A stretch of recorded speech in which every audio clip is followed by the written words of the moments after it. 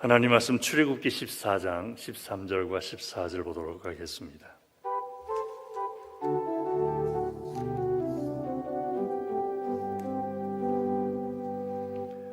하나님 말씀 합심해서 같이 큰 목소리로 읽어 보겠습니다.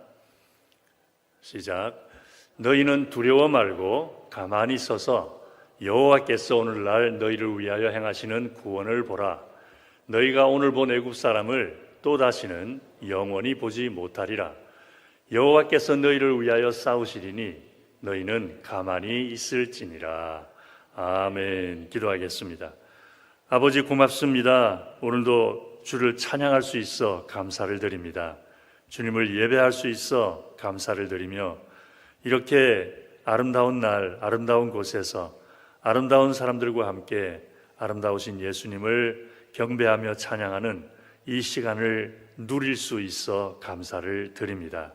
함께 하시는 주님, 도우시는 주님, 우리를 사랑하시는 주님, 언제나 모든 죄를 용서하시는 주님, 우리의 삶을 주관하시는 주님과 함께 주를 예배하며 경배하는 한 분 한 분을 주께서 이미 복되게 하여 주셨사오니 하나님께 기쁨 되는 대로 이 땅 사는 즐거움과 행복이 있게 하여 주옵시고 하나님 섬기는 기쁨이 날이 갈수록 깊어지게 하여 주시옵소서.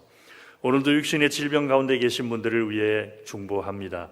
나사렛 예수 이름으로 고쳐 주시옵시고 깨끗이 낫도록 축복하여 주시옵소서. 삶의 어려움 속에 간구하는 기도 제목을 기다리고 있습니다. 속히 응답하여 주옵시고 우리가 간구하는 것보다 더 능히 채우시는 하나님을 경험하며 체험하게 하여 주셔서 아버지의 영광을 우리를 통해 나타내시옵소서. 무엇보다 하나님을 사랑하며 주님의 사랑을 실천하며 주님의 뜻을 이루어드리며 주의 성품을 닮아가며 기도하고 말씀 보는 데 힘쓰는 동안 이웃들에게 그리스도의 아름다운 향기가 나는 거룩한 삶이 되게 하여 주옵시고 우리로 인하여 예수 믿고 세례받고 구원받는 자들이 나오도록 축복하여 주시옵소서. 이제도 주시는 말씀 들을 때에 깨달음의 영으로 함께하여 주옵시고 이 말씀으로 인한 우리의 삶의 변화 속에서 아버지 하나님의 영광과 축복을 누리게 하여 주시옵소서. 간절히 바라오며 예수님 이름으로 기도하옵나이다. 아멘. 할렐루야. 기도해 주셔서 텔레비를 잘 다녀왔습니다. 감사드립니다. 지난 1980년도에 기억하시는 분들 아마 다 계실 텐데 우리나라에 신조어가 하나 생겨났었죠. 정주영 공법이라고 하는 그런 신조어가 생겨났었습니다. 당시 정주영 씨 현대건설 회장이었습니다. 그리고 현대건설에서는 충청남도 서산에 있는 바다를 막아서 간척지를 만드는, 그래서 농경지를 확보하는 그런 일을 하고 있었습니다. 그래서 바닷물을 막기 위해서 총 길이 약 7,700m 정도 길이 되는 어마어마한 그 방축을 이렇게 방조제를 쌓게 되었는데 양쪽에서 시작해서 쌓아와서 가운데에서 완성을 하는 그런 공법을 사용하고 있었더랬습니다. 그런데 거의 다 와서 이제 얼마 안 남았는데 이제 여기서 저기가 보이는 그런 시점인데 한 가지 예상하지 못했던 문제가 생겨납니다. 바닷물이 들어오고 나가는 그런 그 밀물 썰물 과정에서 이렇게 넓게 되어 있을 때에는 바닷물의 흐름이 그렇게 강하지가 않았었는데 방조제를 쌓으면서 물길이 좁아지니까 밀물 썰물 사이에 너무 물길이 세워져 버려서 자동차만한 바위덩어리를 집어넣어도 그냥 쓸려 내려가 버릴 만큼 물살이 세게 되어버렸습니다. 그래서 다 지금 완성해 놓은 상태에서 끝을 보지 못하는 그런 일이 있어서 이제 고민거리였는데 그때 이 정주영 씨가 기가 막힌 방법을 찾아내었죠. 길이 300m가 넘는 폐유조선을 끌고 와서 물결이 센 그 앞에다 세워놓고 거기다 물을 담아서 거기 가라앉혀 버립니다. 그랬더니 물길이 잡히면서 겨우겨우 방조를 완성을 할 수가 있었는데 그 당시로서는 세계 처음으로 있던 그런 공법이었기 때문에 정주영 공법으로 그렇게 알려지게 되었습니다. 근데 그런 것을 비롯해서 힘들고 어려운 문제들 속에서 지혜로운 분들 또는 능력 있고 실력 있는 분들이 그 문제들을 해결해 나가는 그런 과정들을 보면서 한 가지 느끼는 것이 있습니다. 실력 있는 사람은 문제가 클수록 더 큰 실력을 보여준다는 것입니다. 수학을 예를 들면은 덧셈 뺄셈만 하면은 그 사람의 실력이 덧셈 뺄셈밖에 안 되는 줄 압니다. 그런데 곱셈, 나눗셈을 하고 미분적분까지 올라가는데도 이 사람이 계속해서 그 모든 문제들을 다 풀어나가면은 문제가 어려우면 어려울수록 이 사람의 실력이 더 크다라는 것을 알게 되는 그런 상황이 생기는 것과 같은 것이죠. 또 오늘 본문에서 그런 것을 봅니다. 예를 돕기 위해서 본문 배경을 설명 좀 할 필요는 없겠지만 한번 더 살펴보십시다. 너무나 잘 아는 내용이기 때문에. 애굽 왕은 하나님이 내리신 10가지 재앙으로 인해서 애굽 온 땅이 초토화되어 버리는 것을 보면서 더 이상 여호와 하나님을 거스릴 수는 없다라고 판단하고 이스라엘 백성들을 해방시켜 줍니다. 그래서 이스라엘 백성들은 모세를 따라 애굽을 떠나게 되었고 홍해 해변가에 진을 치게 되었습니다. 그런데 이스라엘 백성들이 떠나고 없는 그곳 200만 명이라는 사람이 빠져나갔으니까 오늘 연휴라서 지금 시내가 좀 텅 비었을 텐데 다들 여행들 가느라고. 근데 200만 명이 빠져나가 버렸으니까 얼마나 도시가 휑했겠습니까? 그걸 바라보고 있던 바로왕의 마음에 후회가 생겨났던 거죠. 아, 이거 괜히 내보냈다. 그래서 군대 장관을 호출을 합니다. 그러고서는 모든 군대를 다 끌고 나가서 이스라엘 사람들 다시 잡아와라 라는 명령을 내립니다. 그래서 왕의 명령을 받은 군대 장관은 애국 군대를 총동원해서 홍해 해변가에 있는 이스라엘 백성들을 향하여 전속력으로 달려갑니다. 아마 그 당시 애국 군대의 말발굽 소리에 땅이 진동한다는 말이 문자적으로 맞는 말이 아니었을까 싶은 생각을 해봅니다.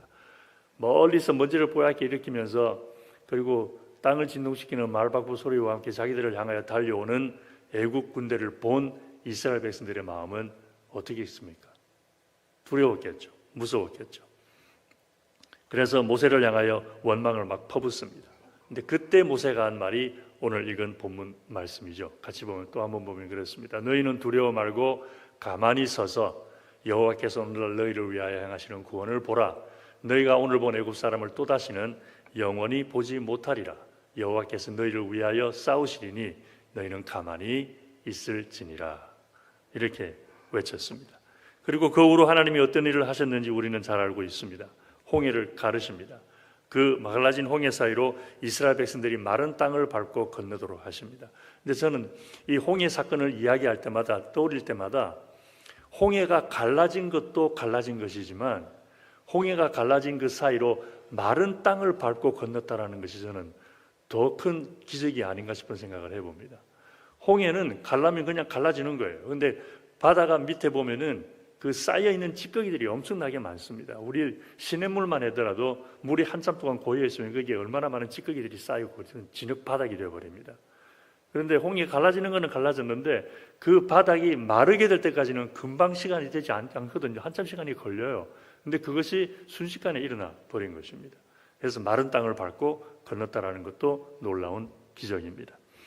그런데 하나님께서 이스라엘 백성이 홍해를 다 건널 때까지 예국 군대가 쫓아오지 못하도록 또 막아주셨어요. 구름기둥과 불기둥으로 그들의 앞길을 막아주셔서 저쪽은 캄캄함이 임하게 하셔서 앞을 못 보도록 해주시고 이스라엘 백성들이 건너는 쪽은 환하게 밝히도록 해주셔서 건너도록 해주십니다.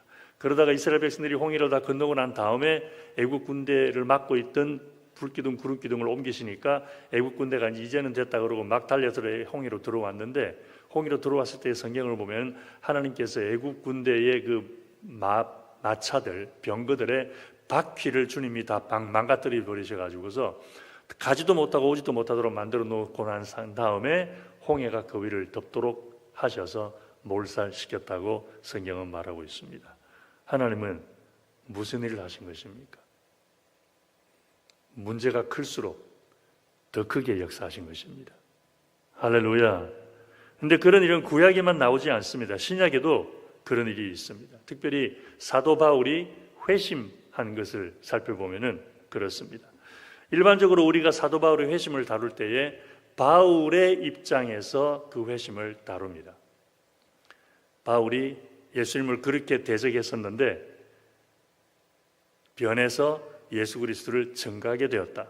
그래서 바울의 입장에서 그런 이야기들을 많이 다룹니다. 그런데 이 사도 바울의 회심을 그 당시 그리스도인들의 입장에서 보면은 전혀 다른 그림이 보입니다.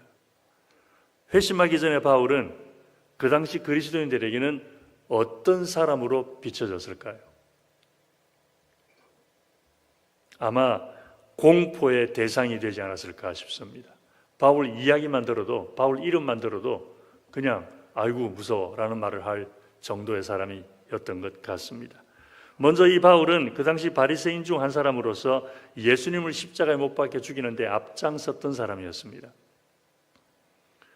또 초대교회 집사였던 스데반이 예수 그리스도를 증거한다고 무리들이 돌로 쳐서 죽일 때에 증인을 썼던 사람이 바울이었습니다.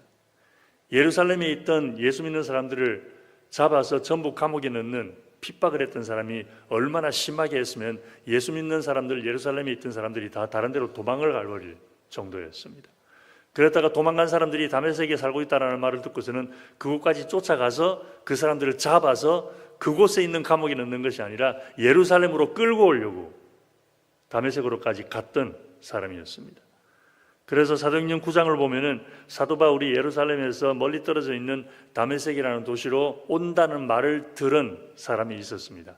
아나니아라고 성경에 이름이 나와 있는데 이 사람이 다메섹에 살고 있다가 바울이 다메섹으로 예수 믿는 사람들을 잡으러 온다는 말을 듣고 큰일 났다, 이건 어떻게 하면 좋으냐라며 두려워했다라고 성경은 기록하고 있습니다.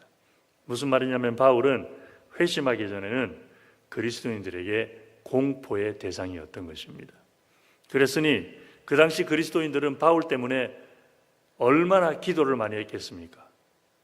예수 안 믿는 사람들이라면은 자기를 괴롭히고 힘들게 하는 그 사람, 공포의 대상인 사람들을 보면서 어느 귀신이 저 사람 좀 안 잡아가나 그렇게 하겠지만 우리 예수 믿는 사람들은 기도할 것 아니에요. 주님, 문제 좀 해결하여 주시옵소서. 어떻게 다메섹으로 오고 있는 저 사람 바쁜 일이 생겨서 다시 돌아가게 하시든지 아니면은 오는 길을 막아주시든지 얼마나 기도했겠습니까? 아마 그 중에는 또 주님, 우리가 잡혀가더라도 끝까지 믿음 지킬 수 있게 해주시옵소서라면서 믿음을 지킬 것을 위해 기도도 했을 것입니다. 그렇게 해서 이 문제 이거 어떻게 하면 좋으냐라고, 이렇게 하면 좋겠다, 저렇게 하면 좋겠다, 그냥 예루살렘으로 돌아갔으면 좋겠다, 어쩌면 좋겠다, 그 정도밖에 생각을 못하고 기도를 하고 있었는데 하나님은 어떻게 하셨습니까? 다메섹으로 오던 사도 바울을 회심을 시켜버립니다. 할렐루야. 그리고 예수를 대적하던 사람이 예수를 증가도록 만들어버리니까 그 소식을 들은 다메섹에 있던 그리스도인들은 얼마나 놀랬겠습니까? 와, 생각도 못했던 일이 일어나네. 하나님은 문제가 클수록 더 크게 역사하신다는 겁니다. 할렐루야. 근데 그렇게 하나님은 문제가 클수록 더 크게 역사하신 것을 보여주는 또 다른 놀라운 이야기가 있습니다. 예수님의 십자가입니다. 아담과 하와의 타락 이후로 하나님은 사람들을 볼 때마다 갈등을 느끼십니다. 어떻게 하면 좋으냐, 이걸. 이러지도 못하고 저러지도 못하는 상황. 사람들에 대한 두 가지 사실 때문에 그랬습니다. 첫 번째는 하나님은 사람들을 너무 사랑하신다는 것, 하나님의 사랑의 대상이었습니다. 근데 두 번째는 하나님이 그토록 사랑하시는 하나님을 당신 손으로 직접 심판을 해야 하는 그런 갈등이 있었던 거죠. 그래서 한편으로는 사람들을 너무 사랑하기 때문에 축복해주고 싶은 마음이 그냥 굴뚝 같은데, 다른 한편으로는 죄를 짓고 있으니 축복이 아니라 심판을 베풀어야 하는 일로 인해서 하나님 마음속에 너무나 큰 아픔이 있고 괴로움이 있었던 그런 상황이었던 거죠. 참고로 사람들이 하나님께 짓는 죄에 대해서 분명히 한 번 더 짚고 넘어가십시다. 우리가 일반적으로 하나님 앞에 죄를 짓는다 그러면 어떤 걸 생각을 합니까? 크게 두 종류로 생각을 하죠. 첫 번째는 도덕적, 윤리적인 죄입니다. 도둑질을 한다거나 거짓말을 한다거나 살인을 한다거나 간음을 한다거나 미워한다거나 비난 비판한다거나 용서해주지 못한다거나 하는 이런 일들이 하나님 앞에 죄가 된다고 생각합니다. 두 번째는 종교적인 죄입니다. 주일 성수를 하지 않는다거나 하나님께서 주님을 이렇게 섬겨라 저렇게 섬겨라 하는 대로 섬기지 않는 종교적인 죄가 있습니다. 그런데 정작 그런 것들은 죄의 본질은 아닙니다. 죄의 본질은 하나님을 슬프게 해드리는 것입니다. 하나님을 괴롭게 해드리는 것입니다. 하나님 마음에 깊은 실망을 안겨드리는, 이것이 죄의 본질입니다. 세상에서도 죄를 지으면 그냥 죄에 대한 벌을 받는 것으로 끝나지 않죠. 또 어떤 일에 잘못을 범하게 됩니까? 내가 세상에서 죄를 지어서 감옥에 들어가면 누구에게 아픔이 됩니까? 부모님에게 아픔이 되고 형제들에게 아픔이 되죠. 그래서 나 도둑질했다가 잡히는데 감옥에 들어갔다 왔으니까 된 거예요. 누구에게 가서 잘못을 빌어야 되겠죠. 누구에게 빌어야 되겠습니까? 도둑질한 그 사람에게 가서도 빌어야 되겠지만 부모님에게 가서 빌어야 되겠죠. 그죠? 천하의 불효자식을 용서하여 주시옵소서. 어머니 마음에 기쁨을 드리기보다 큰 못을 박은 이 죄인을 용서해달라고 빌어야 되지 않겠습니까? 얼마나 많은 아픔을 줬는데. 그래서 영적으로도 이것은 마찬가지입니다. 하나님 말씀에 순종하지 않은 것이 죄가 되는 이유는 죄악된 그 행동 자체로도 죄가 되지만 그런 죄악된 행동으로 인해 하나님의 마음을 슬프게 해드리고 괴롭게 해드리고 실망시켜 드렸기 때문에 죄가 된다는 것. 조지 부시 대통령이 어렸을 때 자란 이야기를 어느 분이 이렇게 글을 썼더라고요. 조지 부시 대통령의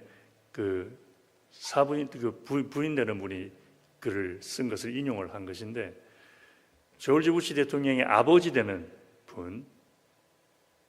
그분이 아들이 잘못을 하면은 때리거나 야단치거나 고함을 지르거나 그러지 않으셨대요. 잘못을 하면은 딱 한마디만 말을 했답니다. I am so disappointed at you. 참 실망스럽다. 근데 그게 이 조지 부시 대통령 어렸을 때에는 굉장한 짐이 되었다라는 거죠. 아버지가 나로 인해서 실망하시는. 그래서 아버지를 실망시켜드리지 않으려고 굉장히 노력을 많이 했다라는 그런 기록을 본 적이 있습니다. 여러분, 신앙생활은 하나님 기쁘게 해드리는 것입니다. 예수 믿는 것이 뭡니까? 라는 것을 한마디로 딱 말하면은 하나님 기쁘게 해드리는 것입니다. 할렐루야. 우리 성서계 성도님들은 어디 나가서 예수 믿는 게 뭐요? 라고 질문을 받는다면 하나님 기쁘게 해드리는 것입니다 라고 대답할 수 있게 되기를 바랍니다. 그것이 신앙생활입니다. 그래서 하나님을 기쁘게 해드리지 않는 것이 죄의 본질이라는 것을 성경은 말하고 있습니다. 그러므로 사랑하는 성서계 성도님들, 혹시라도 하나님께 죄가 되는 말이나 행동을 하게 된다면 먼저 그런 행동을 회개할 뿐만 아니라 그런 행동으로 인하여 하나님 마음에 실망을 안겨드린 것, 하나님을 슬프게 해드리고 괴롭게 해드린 것까지도 회개해서 온전한 회개를 이루게 되기를 주의 이름으로 축원합니다. 다시 본론으로 돌아가십시다. 그래서 하나님 한편으로는 우리를 사랑하시지만 다른 한편으로는 우리를 당신 손으로 직접 심판하셔야 하는 갈등이 있었던 것입니다. 이 문제를 어떻게 해결해야 합니까? 죄인들을 사랑한다고 해서 그냥 심판하지 않고 용서해 주자니 하나님의 공의가 실현되지가 않습니다. 그렇다고 죄인들이 죄를 지었다고 심판을 해버리자니 그들을 향한 하나님의 사랑의 마음이 너무 아픕니다. 그래서 죄인들을 심판할 수도 없고 심판하지도 않을 수도 없는 이런 어마어마하게 곤란한 상황 속에서 하나님은 문제보다 더 큰 역사를 나타내십니다. 어떻게 하셨습니까? 독생자 예수 그리스도를 보내주셨죠. 할렐루야. 이 문제 이거 어떻게 하면 좋아 그러는데 이 문제보다 더 큰 해결책을 제시를 하신 것입니다. 그래서 예수님으로 하여금 죄인들이 받아야 할, 여러분과 제가 받아야 할 죄의 대가를 대신 받게 하심으로 우리로 하여금 용서받을 수 있는 길을 열어 놓으셨던 것입니다. 그러므로 사랑하는 성수계 성도님들, 다시 한번 부탁드립니다. 한 분도 빠짐없이 예수 그리스도를 구주로 믿으십시다. 그래서 여기서 함께 예배 드리시는 분들은 한 분도 빠짐없이 모두 천국에서 다시 또 함께 예배할 수 있게 되기를 바랍니다. 이렇게 하나님은 그 옛날 이스라엘이 출애굽할 때부터 시작을 해서 예수 그리스도의 죽으심과 부활, 그리고 사도 바울의 회심에 이르기까지 언제나 문제보다 더 크게 역사하셔서 믿는 자들을 축복해 주셨습니다. 그리고 하나님은 지금도 그렇게 역사하십니다. 지난 주말에 여러분들의 기도로 델라웨 부흥에 잘 다녀왔습니다. 다 은혜스러웠는데 한 가지 좀 힘들다고 하면 힘들 수도 있는 일이 있었더랬습니다. 델라웨어 교회까지 시간 맞추어 가기 위해서 금요일 아침부터 틈틈이 내비게이션을 확인을 했습니다. 그랬더니 오전 내내 3시간 반이 걸린대요. 그래서 좀 일찍 도착해서 좀 쉬었다가 기도도 좀 하고 그리고 저녁 집회를 시작하면 되겠다 싶어서 아침 11시 반에 출발을 했습니다. 저희 집에서 LIE 95번 타는 데까지 5분도 안 걸리거든요. 그런데 집을 출발할 때에 3시간 반 걸린다고 했던 내비게이션이 5분도 되지 않아 LI에 딱 타는 순간 4시간 반으로 늘어나 버립니다. 그래서 이거 뭐가 잘못됐나 그래가지고 껐다가 다시 켰어요. 여전히 4시간 반이에요.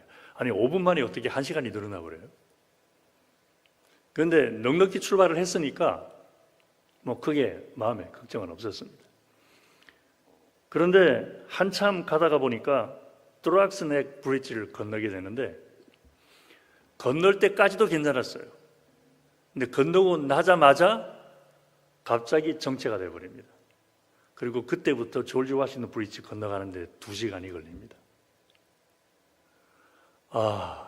정말 어떻게 하면 좋지. 그렇지만 여전히 시간이 좀 이렇게 넉넉히 출발을 했으니까 일찍 출발하길 잘했다.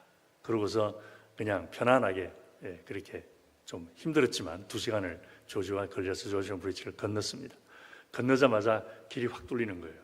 참 신기해요, 그죠? 어떻게 그렇게 뚫리는데 왜 그렇게 빨리 좀 뚫리지 않고 이쪽은 이렇게 막혔는지 어떤 때는 좀 그렇습니다만은 또 그게 뭐 교통 막히는 그 트래픽 사이언스 뭐 그런 게 또 있더라고요. 하여간 근데 다리 건너자마자 길이 뚫려서 아유 잘 됐다 그러고서는 그동안 막혀 있던 시간 만회하느라고 좀 빨리 좀 신나게 달렸는데 조지 워싱턴 브리지 건너자고 나오는 I-95 사우스로 내려가잖아요. 뉴저지 턴파이크를 타게 되는데 뭐 너무 쉽게 잘 탔습니다. 갔는데 5마일도 가지 않아 가지고서 전광판에 안내 글귀가 나와요. I-95 is closed. 아예 하이웨이를 막아놔 버렸어요. 그러고서는 곁길로 돌아서 한참 뱅글뱅글 돌아가는데 그나마도 빨리 달리는 것이 아니라 군데군데 공사는 또 얼마나 많이 하는지 그 차가 가는 시간보다 정체에 있는 시간이 더 많이 걸려서 결국은 6시간이 지나서야 도착을 했습니다. 그날 하나님한테 감사훈련 참 많이 받았습니다. 주님, 조지 워싱턴 다리가 막혀서 감사합니다. 얼마나 그 기도 많이 했는지. I-95 막아놓아서 감사합니다. 공사 구간이 많아서 감사하고 늦게 도착해서 6시간이나 걸려서 감사합니다. 그리고 겨우겨우 도착해가지고서 호텔에서 짐 풀고 저녁을 먹는 둥 마는 둥 허둥지둥 해서 집회를 시작을 하게 되었습니다. 그런데 한 가지 놀라운 것이 있었어요. 보통 때 같았으면은 제가 설교하는데 굉장히 힘들었을 거예요. 금요일날 새벽 4시 반에 일어나서 새벽 기도 끝나고는 한 번도 쉬지 못하고 6시간의 정체 과정을 트래픽을 겪은 다음에 내려가서 바로 설교를 해야 됐으니까 아무래도 좀 무리가 올 수도 있는데 하나도 안 피곤한 거예요. 전혀 피곤을 느끼지를 못했어요. 집회 끝나고 난 다음에 담임 목사님이 이런 말씀까지 하시더라고요. 아니 어떻게 6시간을 트래픽에 갇혀서 내려오신 분이 이렇게 피곤한 기색 하나 없이 힘있게 말씀을 전가할 수 있는지 모르겠다고. 첫 번째는 여러분들의 기도이고 두 번째는 문제보다 크게 역사하시는 하나님의 은혜 때문인 줄로 믿습니다. 하나님은 지금도 문제보다 크게 역사하십니다. 그러므로 어려운 일이 있을 때 더욱 주님 바라보십시다. 그래서 언제나 문제보다 크게 역사하시는 주님을 날마다 경험하는 우리가 되기를 주의 이름으로 축원합니다. 기도하겠습니다. 고마우신 아버지 하나님, 오늘도 우리의 생각이나 상상을 초월하여 역사하시는 주님을 찬양합니다. 우리가 생각하는 것보다 간구하는 것에 더 능히 넘치도록 채우시는 분이심을 보여주시는 주님의 은혜로 저희들의 삶이 풍성하게 하여 주옵시고, 지금 이 순간도 삶의 여러 가지 많은 어려움으로 인하여 염려하고 근심하며 두려워하고 어려워하는 분들 함께하여 주셔서 문제보다 크신 능력을 보게 하여 주시옵소서. 간절히 바라오며 예수님 이름으로 기도하옵나이다. 아멘.